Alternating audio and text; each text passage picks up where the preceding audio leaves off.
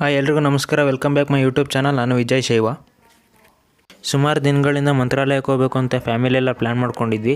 But time ಕೂಡ ಬಂದಿರಲಿಲ್ಲ. ಆ ಟೈಮ್ ಕೊನೆಗೂ ಕೂಡ ಬಂತು. ಶನಿವಾರ ಎಲ್ಲರೂ ಹೊರಡೋಣ ಅಂತೇಳಿ ಪ್ಲ್ಯಾನ್ ಮಾಡ್ಕೊಂಡು ಹೊರಟ್ವಿ. ಶನಿವಾರ 22ನೇ ತಾರೀಕು 9 ಗಂಟೆ 9:30 ಹೊರಡೋಣ ಅಂತೇಳಿ ಪ್ಲ್ಯಾನ್ ಮಾಡ್ಕೊಂಡು ಹೊರಟಿದ್ವಿ. ಬಟ್ ನಮ್ಮ ಬ್ರದರ್ ಅವ್ರು ಬಂದಿದ್ದೆ 11:30 ಆಗಿತ್ತು. ಈಗ ಕೊನೆಗೂ ಬಂದಲ್ಲ ಅಂತೇಳಿ ಲಗೇಜ್ನೆಲ್ಲ ಗಾಡಿಗೆ ಹಾಕಿ ಪೂಜೆ ಮಾಡಿ ಅಲ್ಲಿಂದ ಹೊರಟ್ವಿ.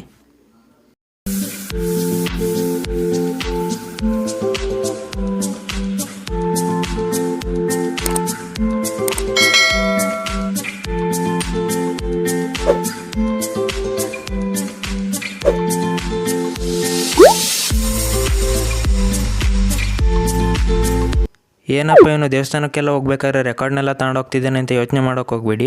ಆನ್ ದ ವೇ ಟಿಪ್ಟೂರ್ ಮಾರ್ಗ ಹೋಗ್ತಿರೋದ್ರಿಂದ ನನ್ನ ಫ್ರೆಂಡ್ ಗಿರೀಶ್ಗೆ ರೆಕಾರ್ಡ್ನ ಕೊಡಬೇಕಿತ್ತು. ಹಾಗಾಗಿ ತಗೊಂಡು ಹೊರಟಿದ್ದೆ. ನಾನು ಹೋಗೋಷ್ಟೊತ್ತಿಗೆ ಅವ್ನು ಬಂದು ವೆಯ್ಟ್ ಮಾಡ್ತಿದ್ದ. ಅವ್ನಿಗೆ ರೆಕಾರ್ಡ್ನ ಕೊಟ್ಟು ಅಲ್ಲಿಂದ ಹೊರಟ್ವಿ. ಅಲ್ಲಿಂದ ಉಳಿಯಾರಿಂದ ಹಿರಿಯೂರಿಂದ ಬಳ್ಳಾರಿ ತಲುಪೋಷ್ಟೊತ್ತಿಗೆ 3:30 ಆಗಿತ್ತು. ಬಳ್ಳಾರಿಯಲ್ಲಿ ಗಾಡಿ ನಿಲ್ಲಿಸಿ ಮನೆಯಲ್ಲೇ ತಗೊಂಡೋಗಿದ್ದ ಚಪಾತಿ ಮತ್ತು ಚಿತ್ರಾನ್ನ ತಿಂದ್ಕೊಂಡು ಅಲ್ಲಿಂದ ಹೊರಟ್ವಿ.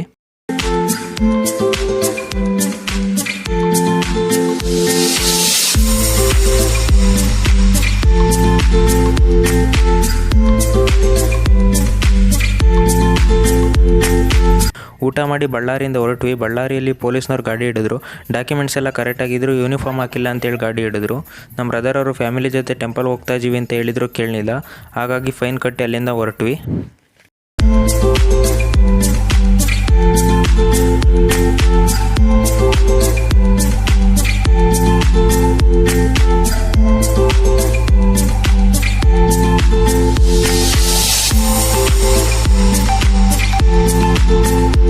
ಬಳ್ಳಾರಿಯಿಂದ ಮಂತ್ರಾಲಯಕ್ಕೆ ಹೋಗೋಷ್ಟೊತ್ತಿಗೆ 7:45 8 ಗಂಟೆ ಆಗಿತ್ತು.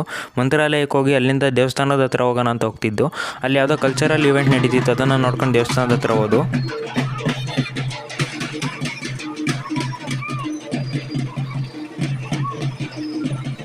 ರಾಯರಿಗೆ ಕೈ ಮುಗಿದು ಊಟಕ್ಕೆ ಹೋಗೋಣ ಅಂತ ಹೋದ್ವಿ. ಶನಿವಾರ ಆಗಿರೋದ್ರಿಂದ ಜನ ಜಾಸ್ತಿನೇ ಇದ್ದರು.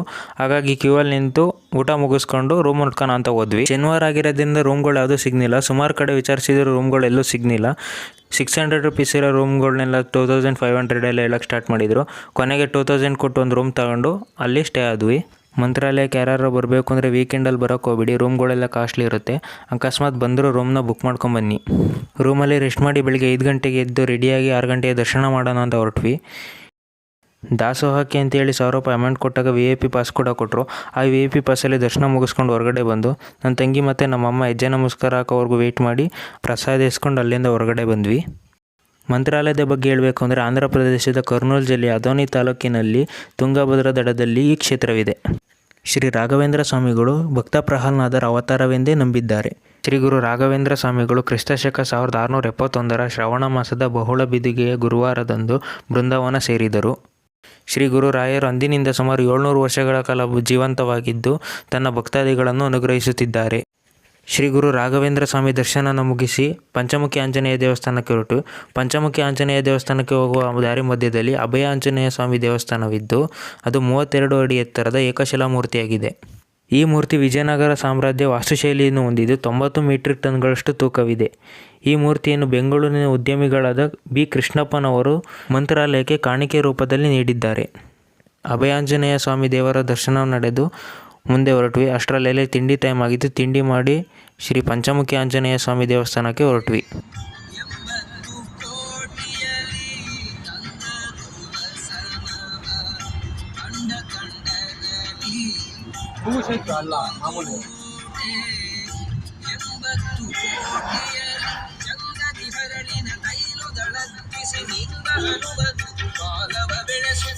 ಶಾಲು ಸಕಲಾತಿಯು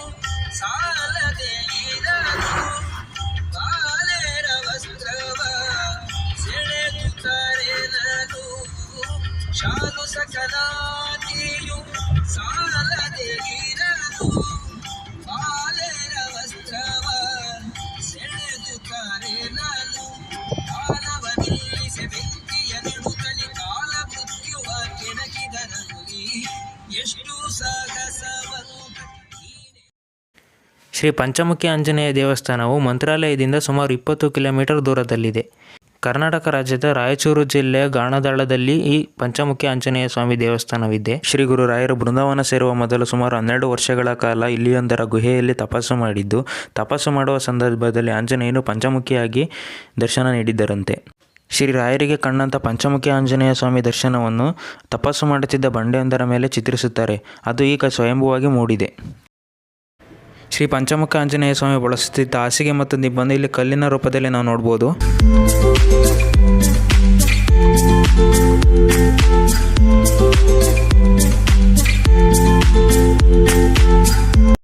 ಇಲ್ಲಿನ ಭಕ್ತಾದಿಗಳೆಲ್ಲ ಸೇರಿ ಶ್ರೀ ಪಂಚಮುಖಿ ಆಂಜನೇಯ ಸ್ವಾಮಿಗೆ ಪಾದರಕ್ಷೆಗಳನ್ನು ಮಾಡುತ್ತಾರೆ. ಈ ಪಾದರಕ್ಷೆಗಳು 5 ವರ್ಷಕ್ಕೊಮ್ಮೆ ಸೇರುತ್ತವಂತೆ. ಈ ಪಾದರಕ್ಷೆಗಳನ್ನು ಪಂಚಮುಖಿ ಆಂಜನೇಯ ಸ್ವಾಮಿ ಬಳಸುತ್ತಾರೆ ಎಂಬುದು ಇಲ್ಲಿನ ನಂಬಿಕೆ.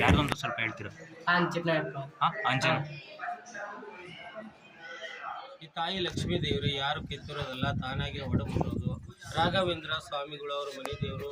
ರಾಘವೇಂದ್ರ ಸ್ವಾಮಿ 16th ಸೆಂಚುರಿಯಲ್ಲಿ ಮಂತ್ರಾಲಯಕ್ಕಿಂತ ಮುಂಚೆ ಇಲ್ಲಿ ಬಂದು ತಾಯಿ ಪೂಜಾ ಮಾಡಿ ಪಂಚಮುಖವಾಡೆ ಕೂತ್ಕೊಂಡು ತಪಸ್ಸು ಮಾಡಿದ್ದಾರೆ. 12 ವರ್ಷ ಅವರಿಗೆ ಆಂಜನೇಯ ಸ್ವಾಮಿಯ ತಪಸ್ಸು ಮಾಡಿಕೊಂಡು ಬಂಡೆಯಿಂದ ದರ್ಶನ ಕೊಟ್ಟಿದ್ದಾರೆ.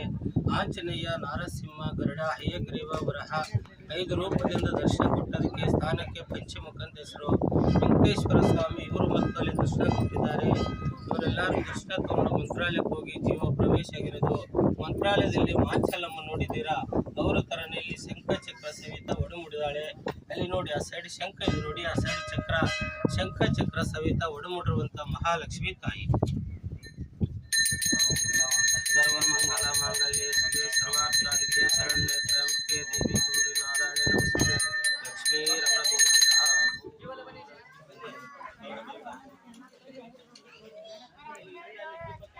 ಕನ್ನಡ ಭಾಷಣ ಗುರುಗಳೇ ನಿಮ್ದು ನೋಡಿ ಗುರುಗಳೇ, ಇಲ್ಲಿ ಬಂದು ಗುರುಗಳೇ, ಈ ತಾಯಿ ಲಕ್ಷ್ಮೀ ದೇವರು ಇಲ್ಲೇ ತಾನೇ ಉದ್ಭವಮೂರ್ತ ಮಹಾಲಕ್ಷ್ಮೀ ದೇವಿ ಯಾರು ಪ್ರತಿಷ್ಠೆ ಮಾಡಿದಾರಲ್ಲ, ತಾನೇಗ ಬಂದು ಕನ್ನಡ ಉದ್ಭವಮೂರ್ತ ಮಹಾಲಕ್ಷ್ಮೀ ದೇವಿ. ರಾಘವೇಂದ್ರ ಸ್ವಾಮಿಗಳು ಮಂತ್ರಾಲಯಕ್ಕೆ ಹೋಗೋ ಮುಂಚೆ ಮತ್ತೆ ಇಲ್ಲಿಗೆ ಬಂದು ರಾಘವೇಂದ್ರ ಸ್ವಾಮಿಗಳು ಯಮನ ಹತ್ರ ಅನುಗ್ರಹ ಪಡ್ಕೊಂಡಿದ್ರು. ರಾಘವೇಂದ್ರ ಸ್ವಾಮಿಗಳು ಯಮನ ಹತ್ರ ಅನುಗ್ರಹ ಪಡ್ಕೊಂಡೋಗಿ ಆ ಪಂಚಮುಖಿ ದೇವಸ್ಥಾನದಲ್ಲಿ ಹೋಗಿ ಬಂದ್ರ.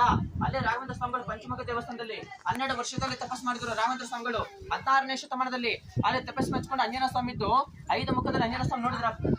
ಅಲ್ಲಿ ಉದ್ಭವಪಾದಗಳು ನೋಡಿದ್ರೆ ಮೇಲ್ಗಡೆ ಅಲ್ಲಿ 5 ಮುಖದಲ್ಲಿ ಅಂಜನೇಯ ಸ್ವಾಮಿ ರಾಘವೇಂದ್ರ ಸ್ವಾಮಿಗಳಿಗೆ ಪ್ರತ್ಯಕ್ಷ ಆಗಿ ಅಲ್ಲಿ ಉದ್ಭವಪಾದಗಳಿದ್ದು ಅಲ್ಲಿ ಮೇಲ್ಗಡೆ ಅಂಜನೇಯ ಸ್ವಾಮಿ ಪಾದಗಳು. ಅಲ್ಲಿ 5 ಮುಖದಲ್ಲಿ ಅಂಜನೇಯ ಸ್ವಾಮಿ ರಾಘವೇಂದ್ರ ಸ್ವಾಮಿಗಳಿಗೆ ಆಶೀರ್ವಾದ ಕೊಟ್ಟು ಮಂತ್ರಾಲಯಕ್ಕೆ ಹೋಗಲಿಕ್ಕೆ ದಾರಿ ತೋರಿಸ್ಕೊಟ್ಟಿದ್ರು. ಅಂಜನೇಯ ಸ್ವಾಮಿ ಪಾದಗಳು ಉದ್ಭವಪಾದಗಳು 5 ಮುಖದಲ್ಲಿ ಅಂಜನೇಯ ಸ್ವಾಮಿ ರಾಘವೇಂದ್ರ ಸ್ವಾಮಿಗಳಿಗೆ ದರ್ಶನ ಕೊಟ್ಟಿದ್ದಕ್ಕೆ ಪಂಚಮುಖ ಕ್ಷೇತ್ರ. ಈ ತಾಯಿ ಶಂಕು ಚಕ್ರ ಸಮೇತ ರಾಘವೇಂದ್ರ ಸ್ವಾಮಿಗಳಿಗೆ ದರ್ಶನ ಕೊಟ್ಟದ್ದು ಮಹಾಲಕ್ಷ್ಮೀ ದೇವಿ. ಎರಕಲ್ಲ ಬಂದ್ರೆ ಹರಕೆ ತೀರಿಸೋ ತಾಯಿ ಗ್ರಾಮ ದೇವತಾ ಲಕ್ಷ್ಮೀ ದೇವಿ. ಈ ತಾಯಿ ಶಂಕು ಚಕ್ರ ಸಮೇತ ರಾಘವೇಂದ್ರ ಸ್ವಾಮಿಗಳಿಗೆ ದರ್ಶನ ಕೊಟ್ಟದ್ದು ಮಹಾಲಕ್ಷ್ಮೀ ದೇವಿ. ಇಲ್ಲಿ ರಾಘವೇಂದ್ರ ಸ್ವಾಮಿಗಳು ಮನೆ ದೇವರು ಲಕ್ಷ್ಮೀ ದೇವಿ. ನೀವು ಮಂತ್ರಾಲಯಕ್ಕೆ ಹೋಗಿ ಬಂದ್ರಲ್ಲ, ರಾಘವೇಂದ್ರ ಸ್ವಾಮಿ ಪಕ್ಕದಲ್ಲಿ ಮಾಂಚಲಮ್ಮ ತಾಯಿ ನೋಡಿದ್ರ, ಆ ತಾಯಿಯ ಮಾಂಚಲಮ್ಮ ರಾಘವೇಂದ್ರ ಸ್ವಾಮಿಗಳಿಗೆ ಸ್ಥಳ ಕೊಟ್ಟಿರೋದು ಮಂತ್ರಾಲಯದಲ್ಲಿ ಬೃಂದಾವನ ಸ್ಥಳ ಆಗಿರೋದು ರಾಘವೇಂದ್ರ ಸ್ವಾಮಿಗಳು. ಇಲ್ಲಿ ವಿಶೇಷವಾಗಿ ಮಹಾಲಕ್ಷ್ಮಿ ಶ್ರೀಚಕ್ರ ಫೋಟೋ ಗರ್ಭಗುಡಿಯಲ್ಲಿ ಶ್ರೀಚಕ್ರ ಫೋಟೋ ಕೊಡ್ತಾರ. ಮನೆಯಲ್ಲಿ ಪೂಜೆ ಮೇಲೆ ಇಟ್ಕೋಬಹುದು, ಮನೆ ತರಪಾಲ ಕಟ್ಕೋಬಹುದು, ಆಫ್ಟರ್ ಇಟ್ಕೋಬಹುದು, ಜಗನ್ ಮೇಲೆ ಇಟ್ಕೋಬಹುದು. ಮನೆಯಲ್ಲಿ ಕಿರಿಕಿರಿ ಭಯ ಬೀಚ್ ದೃಷ್ಟಿ ವಿದ್ಯಾಭ್ಯಾಸಕ್ಕೆ ಎಲ್ಲ ಮಹಾಲಕ್ಷ್ಮಿದು ಶ್ರೀಚಕ್ರ ಫೋಟೋ ಗರ್ಭಗುಡಿಯಲ್ಲೇ ಕೊಡ್ತಾರ ಮಹಾಲಕ್ಷ್ಮಿದು. ಹಾಗೆ ಎರಡನೇ ಮಂತ್ರಾಲಯವೆಂದೇ ಪ್ರಸಿದ್ಧವಾಗಿರುವ ಬಿಚ್ಚಾಲಿ ಅಪ್ಪಣ್ಣಾಚಾರ್ಯರ ಬಗ್ಗೆ ಮುಂದಿನ ವಿಡಿಯೋದಲ್ಲಿ ತಿಳಿಯೋಣ. ಈ ವಿಡಿಯೋ ಇಷ್ಟ ಆದರೆ ಲೈಕ್ ಮಾಡಿ, ಶೇರ್ ಮಾಡಿ, ಕಮೆಂಟ್ ಮಾಡಿ.